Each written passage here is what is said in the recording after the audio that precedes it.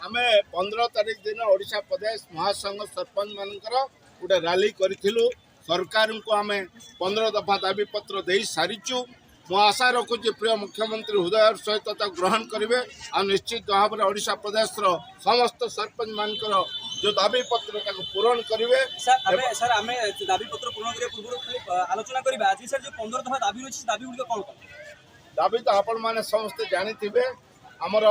जो 50 लाख नवीन बाबू आमको पंचायत को देव बोली कहले बर्तमान ब्लॉक को लेकिन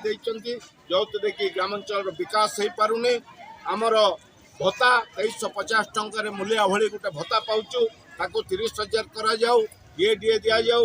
एवं आपण मानकर सीधा सड़क भाव में सरपंच माने निर्वाचित हो आछंती किंतु ताकू वार्ड मेयर माने 2.5 वर्ष बड़े अनास्था प्रस्ताव पालित कर दउचंती जोटा को ताकू उच्छेद करा जाऊ एवं जहाँ आमर 73तम संविधान रे लेखा थिला ताकू पंचायत मान को दिया जाऊ एवं एमएलए एमपी माने जो बड़ी भाव में निजस्व पांठी पाउचंती सरपंच मान को हाथ में किसी पांठी दि जाऊ से गाँव रे तार किसी गोटे नलकूप कर रास्ता कर गोटे गरीब लोक गोटे कुड़िया दे पार एवं सरपंच जिते संघर्ष कर तल स्तर में तार अकाल वियोग घटीगले लगे बीमा राशि करा जाऊ एवं सर्वशेष सरपंच भाई मानकर गोटे पेंशन एक पैसा हो गोटे पेंशन दि जाऊ। जिला परिषद वार्ड मेंबर नायब सरपंच समस्त गोटे पेंशन व्यवस्था कर जाऊ जो तार परिवार सुखरे टिके चली पार मेडिसिन टिके खाई पार ये हूँ मोर प्रिय मुख्यमंत्री मो पाखे निवेदन अनुरोध।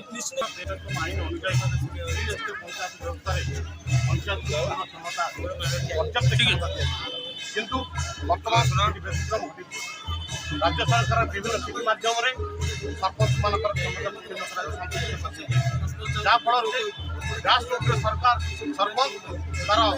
साधारण लोक मौलिक समस्या बुझे तेणु आमर प्रथम दाबी संविधान व्यवस्था अनुଯାयी आईन अनुଯାयी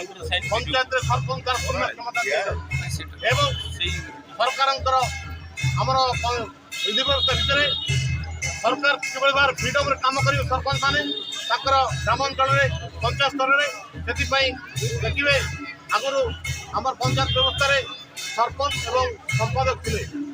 एवं ताको पंचायत एक्जिक्यूटिव पीओ भाव नियुक्ति दि जाए एवं प्रति क्षेत्र में वीडियो काउंटर साइन रही जहाद्वारा कि सरपंच मान गोटे रोक लग जाए सरपंच चाहिए प्रैक्टिस करना तेणुक जो विभिन्न प्रकार समस्या बुझी समस्या समाधान करने आमर राज्य महासंघ 15 दफा दाबी हम सरकार को जन कि एपर्यंत 7 दिन होगा सरकार प्रत्युत्तर मिलना तेणु आज संघर निष्पत्ति अनुसार आज 22 तारीख ठार अनिर्दिष्ट काल राज्य सरपंच महासंघ और धारणा बसी रही जे पर्यंत आम समाधान सूत्र न बाहरी से पर्यंत धारणा चालू रही 15 दफा दाबी सरपंच मानक नुह ये 15 दफा दाबी साधारण लोकर मौलिक समस्या समाधान करने दाबी गणतंत्र को उज्जीवित रखा दाबी आम संविधान व्यवस्था मागुचु आम हक जहाँ विधि व्यवस्था भितर आईन आईन अच्छी कौटी ना कौटी त्रुटि विद्युत रही जहाँफल कि सरपंच सब उत्तरदायी हुए लोक मान पाखे ग्रासरूट रे साधारण लोक मौलिक समस्या समाधान करने आज करना जिते इंदिरा आवास पालित हो ग्रामसभा एवं ग्रामसभा को पलिस को प्राधान्य दि जाऊनी मो ओडिशा नवीन ओडिशा 50 लाख टका सरकार देले किंतु एबे देखिए माननीय हाईकोर्ट एता टिप्पणी रखुंती कहीं आपण मान सरपंच लोकप्रतिनिधि मान इंटरफेयर करना कहीं ग्रामसभा करा नहीं ग्रामसभा हूँ गोटे छोट आसेम्बली पंचायत स्तर में जमी राज्य सरकार चल राज्य मुख्यमंत्री अच्छा केंद्र सरकार चल केंद्र प्रधानमंत्री अच्छा ग्राम पंचायत को चलाइए सरपंच अच्छा किंतु ग्रामसभा को ध्यान दिगला ना लोक प्रतिनिधि को अणदेखा कराला मोर्चा नवीन ओडिशा को वीडियो माध्यम जिलापाल माध्यम पालित कराला कौन ये ग्रास काम हम केमती लोक मान कम लोक मान डिमांड ग्रामसभा पालित हम और प्रतिनिधि भाव में लोक प्रतिनिधि सरपंच रे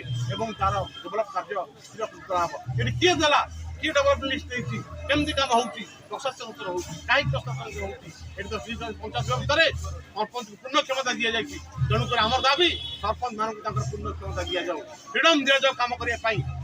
ग्राम पंचायत विकास हेले राज्य विकास हम राज्य विकास देश विकास हम तेणु विकास मूल मंत्र पंचायत स्तर ही बुना हम तेणुक साधारण लोक समस्या आम लड़ई ये लड़ई साधारण लोक लड़ई मौलिक समस्या बुझापी लड़ई ये लड़ई सारा राज्यर लड़ई तेणु आम निश्चित भाव में आशावादी सरकार को ध्यान गुरुत्व दे तार तुरंत समाधान सूत्र बाहर करेंगे नचेत ये आंदोलन अनिर्दिष्ट समय चलते